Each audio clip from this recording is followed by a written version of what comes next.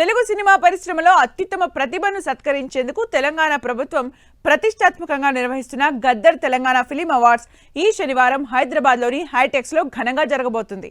ఈ award function కు సినీ రాజకీయ ప్రముఖులు, సెలబ్రిటీలు అటెండ్ కానున్నారు. విప్లవ కవి, గాయకుడు గద్దర్ పేరిట అవార్డులు ఏర్పాటు చేయడం విశేషం.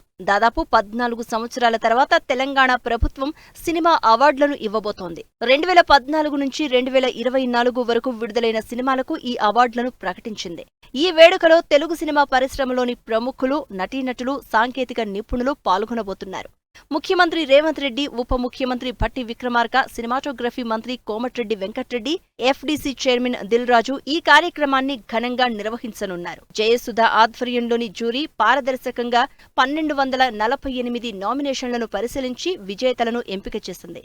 ఎలాంటి ఒత్తిళ్లు, ప్రలోభాలు లేకుండా ఈ ప్రక్రియ జరిగినట్లు జయసుధ తెలిపారు. 2024 విజేతలుగా ఉత్తమ చిత్రంగా కల్కి, 2898 ఏడి రెండవ ఉత్తమ చిత్రంగా పొట్టేల్, మూడవ ఉత్తమ చిత్రంగా లక్కీ భాస్కర్ విన్ అయ్యాయి.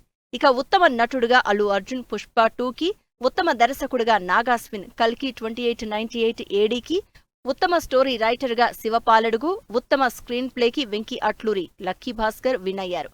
ఇక మరోవైపు స్పెషల్ జ్యూరీ అవార్డులను దుల్కర్ సల్మాన్, అనన్య నాగళ్ల గెలుచుకున్నారు. 2014 నుంచి 2023 వరకు విడుదలైన సినిమాలకు కూడా అవార్డులు ప్రకటించారు.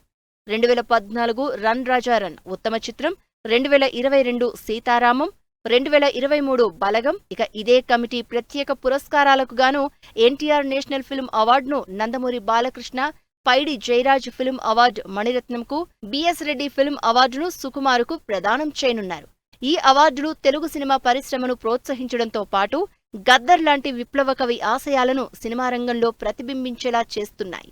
ఇక హైదరాబాద్ హైటెక్స్ లో జరిగే ఈ అవార్డ్స్ ఫంక్షన్ కు సినీ ప్రియులకు, కళాకారులకు ఒక అద్భుతమైన వేదికగా నిలవబోతోంది. తెలంగాణ సినిమా హబ్ గా హైదరాబాద్ను మరింత బలోపేతం చేసేందుకు ఈ వేడుక ఒక మైలురాయిగా నిలుస్తుందని సినీ ప్రముఖులు హర్షం వ్యక్తం చేస్తున్నారు.